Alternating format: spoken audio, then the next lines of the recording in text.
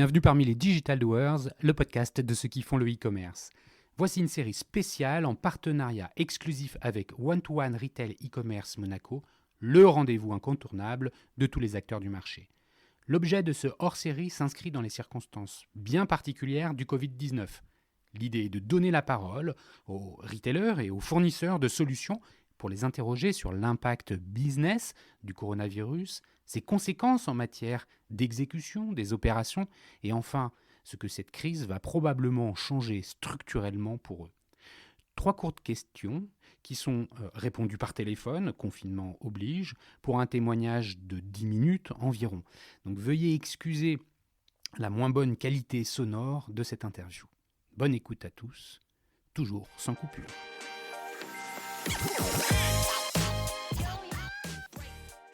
Bonjour, aujourd'hui nous recevons dans ce hors-série Martin Génaud, entrepreneur et investisseur. Martin est un multi-récidiviste, que ce soit en tant qu'entrepreneur ou investisseur. Il a commencé à sévir il y a plus de 20 ans.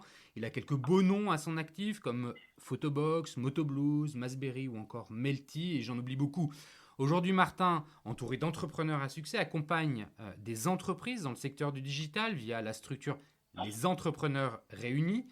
Donc notre invité a un poste privilégié pour analyser et commenter les conséquences et les impacts du Covid-19 sur l'écosystème e-commerce.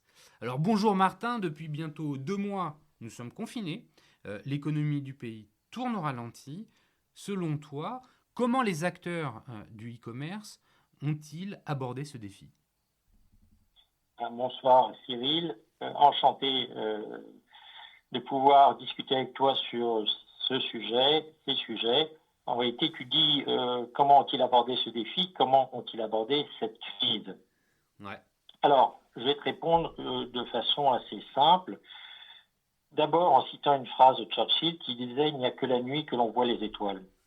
Eh bien, les entrepreneurs, dans cette situation de crise, eh bien, ils se sont rendus compte qu'il y avait certaines failles sous la banquise qui risquaient de la briser et de les emporter. Ça, ils ne le voyaient pas forcément avant. Ils ont vu aussi qu'il y avait certaines opportunités qu'ils n'osaient prendre, saisir, et ça, ils n'en avaient pas forcément la volonté avant, peut-être l'ambition.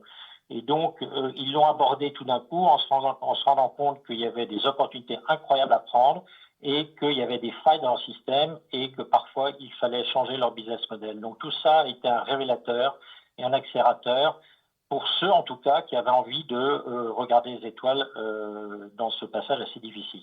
Et alors, tu as des exemples un peu à nous, où tu peux illustrer un peu ces nouvelles étoiles ou ces façons de revoir, Oui, de remodeler écoute, alors, on peut dire que, par exemple, il y a des pivots qui étaient en cours qui se sont accélérés. Si je prends l'exemple de Creats, une société que tu connais peut-être, qui utilise en réalité un pool de freelance créatifs, environ 5000, pour faire avec des chefs de projet en interne des créations, des logos, des vidéos, du naming pour des grands groupes. Eh bien, il a accéléré tout ça. Il a simplifié un certain nombre de choses. Pendant la crise, il a signé avec Pinterest un accord exclusif sur la moitié du monde où les commerciaux de Pinterest vendent les créatifs de Creats. Et puis, il a rencontré une autre société qui s'appelle Melty. Et Melty lui a dit tu peux me faire des vidéos, tu peux me faire du contenu parce que tout compte fait, j'étais limité dans le domaine et j'ouvre ma palette et les premières vidéos sont faites par les créatifs de Creat pour les auditeurs de Melty. Tu vois, tout ça n'aurait pas pu avoir lieu hors crise. D'accord. Donc, en fait, c'est... J'ai des centaines d'exemples comme ça. Oui, il faut survivre. Oui, il faut trouver de nouvelles solutions. Oui, on en rêvait peut-être un peu. Il y a un modèle aux États-Unis qui fonctionne sur ce type-là, de celui que je viens de te dire entre Creats et Melty, qui s'appelle Jelly Smack. Oui, mais ils ont levé énormément. Non, tu peux le faire et tu peux le faire assez simplement parce que il n'y a pas le choix. Ouais, en fait, ce que tu es en train de nous dire, c'est que face à la contrainte, finalement, on s'est relevé les manches et puis les acteurs, quels qu'ils soient, les entreprises, finalement, ont eu l'audace de faire, Ben, d'essayer des choses qu'ils n'auraient jamais osé essayer, quoi. voilà, il est beaucoup plus facile d'oser et de prendre des risques, sachant que de toute manière, ce n'est plus un risque. Il faut le faire. Donc tu vois les étoiles. Ouais. Et ça, tu as le sentiment qu'en fait, il y a quand même une grande majorité des entreprises que tu peux voir, que tu connais dans ton écosystème, qui se sont mobilisées de la sorte, qui ont essayé finalement, qui se sont accordés le droit à prendre des risques qu'ils n'auraient pas osé faire avant. Oui, il y a même des sociétés, si tu veux, alors ça c'est sur un autre plan, qui avaient envie de donner un sens et de générer de l'impact à partir de leur force sur la société et qui se disaient je peux pas le faire, j'ai pas le temps. Je connais une société qui avait même préparé des opérations de type humanitaire entre guillemets et qui l'ont fait parce qu'elle n'avait plus rien à faire. Donc tu vois, et les équipes se sont motivées, ont trouvé un sens, et parfois d'ailleurs, ce sens engendrera de nouvelles opérations commerciales. Je t'en cite une qui s'appelle Lucky Cart, qui fait du couponing. Il a immédiatement demandé à tous ces grands annonceurs de faire une opération couponing qui irait à la Fondation des Hôpitaux de France. Ouais. Tu vois, ça c'est assez extraordinaire. Ouais. Mais parce qu'il avait cette opération dans ses cartons. Il ne l'aurait pas sorti sinon. Ouais. Ouais. Donc en fait, ouais, ça l'a un peu, ça a éteint les peurs, ça a permis finalement de sortir d'un certain carcan. Et Oui, et d'accélérer des expériences. Tu vois, ouais. je te cite, mais je pourrais y passer toute la nuit à te citer des opérations à impact, à sens, qui généreront de nouveaux business. Par exemple, TikTok. TikTok, c'est une société qui fait travailler des grands chefs un peu à la façon de traiteur et qui va livrer donc des repas de ces grands chefs pour les grandes entreprises, type L'Oréal, LVMH, qui va du coup avoir des plateaux repas de très grande qualité et puis de chefs de proximité. Hmm. Et donc, il a fait la même chose pour tous les soignants. Il a, les grands chefs ont reçu de la matière première, donc des ingrédients gratuitement. Ils les ont préparés gratuitement. Les livreurs les ont livrés gratuitement et ils ont fait 10 000 repas. Ouais, ça c'est Et tout ça est une chaîne qui s'est construite, alors sur le mode gratuit, contributif, mais qui va générer du business plus tard parce que tous les processus ont été accélérés. Jamais on n'avait fait autant de repas sur TikTok qui a démarré il y a 3-4 ans. Donc tu vois, tout ça, ce sont des moyens de dépasser ces angoisses, de faire des tests aussi, et parfois de découvrir des failles, et très souvent de découvrir des failles en soi. Oui, d'accord. Et c'est vrai. Et d'ailleurs, pour rebondir sur ce que tu dis, d'un côté marché, pour aller plus loin sur le marché, finalement, les entreprises, elles font face à des enjeux qui sont nouveaux. Et finalement, tu les illustres un peu au travers de l'agilité avec laquelle elles ont dû s'adapter et puis prendre finalement ces nouvelles contraintes de marché. Selon toi, aujourd'hui, c'est quoi ces nouveaux, pour aller plus loin, ces nouveaux enjeux d'un point de vue de l'offre, de la relation client, de l'acquisition? C'est quoi ces nouveaux challenges auxquels finalement toute activité e-commerçante doit faire face? Alors là, tu réduis le champ en disant toute activité e-commerçante, donc les enjeux auxquels les activités, enfin où les e-commerçants doivent faire face. Moi, je dirais, les, qu'est-ce que révèle cette crise? Elle révèle qu'il y avait des tendances de fond avant la crise qui ont été dans une sorte d'accélérateur, accélérateur au sens quasiment nucléaire du terme, et qu'à la sortie, il va en rester quelque chose. Qu'est-ce qu'on a vu qui s'est accéléré? Eh bien, toute la digitalisation, l'e-commerce, la logistique de proximité, le sens, les impacts. Et donc, toutes les entreprises qui sont dans cette optique, qui ont cette ambition de la digitalisation de leurs clients, de donner du sens et de l'impact aux actions de leurs clients, donc tu vois, Bicorp, RSE, etc. Tout ça va s'accélérer.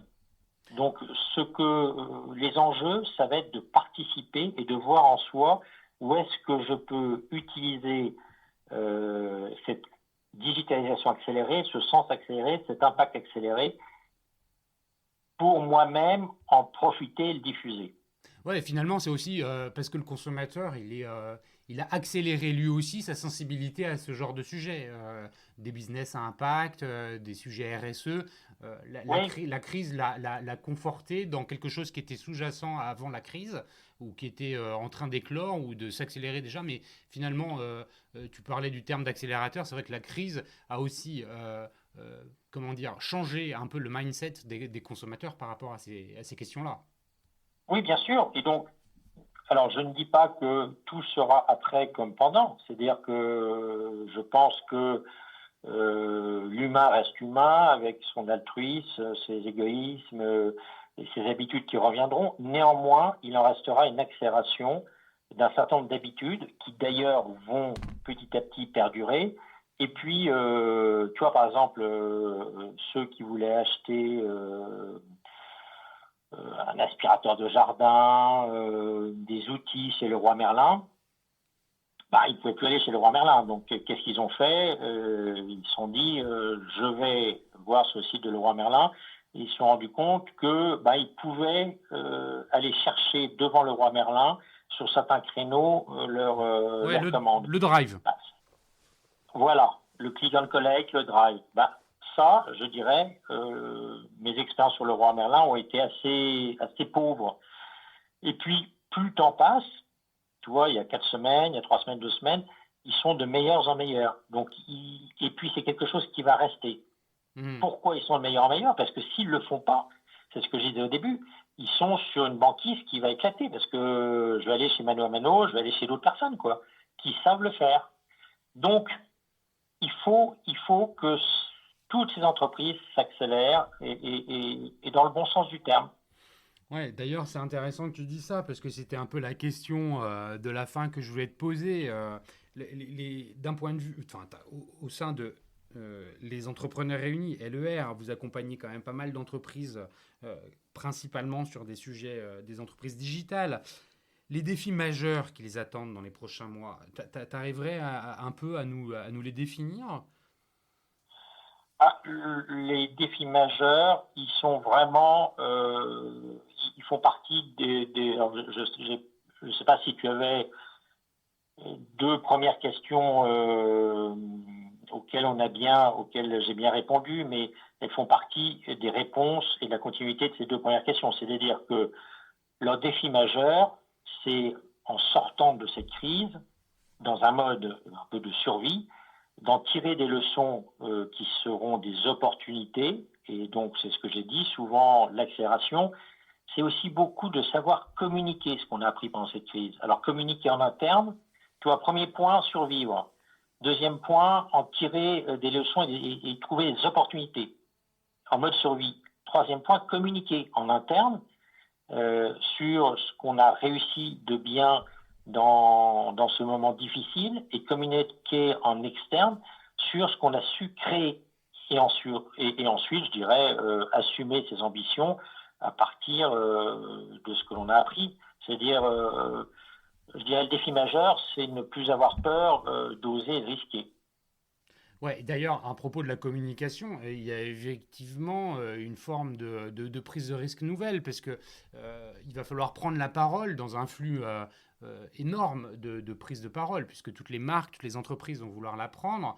Il y a un enjeu fort là-dessus, de savoir correctement communiquer par rapport aux enjeux, enfin, à la psychologie finalement de ses clients ou de... euh, Oui, là, tu vois, je vais te dire, effectivement, c'est un vrai sujet. Et d'une certaine manière, j'étais assez optimiste sur la nouvelle génération qui monte, donc les millenniums, et après les millenniums, parce que je voyais des créateurs d'entreprises de plus en plus tournés vers l'impact, vers des actions avec du sens. Eh bien, ça aussi, je pense, que c'est accéléré. C'est-à-dire que peut-être que cette génération va ou a pris le pouvoir parce que c'était eux le centre névralgique de ce qui se passait. C'est-à-dire c'était le digital était plus fort chez les millenniums que chez les entrepreneurs un peu plus aguerris et cette envie d'impact était plus forte aussi chez eux.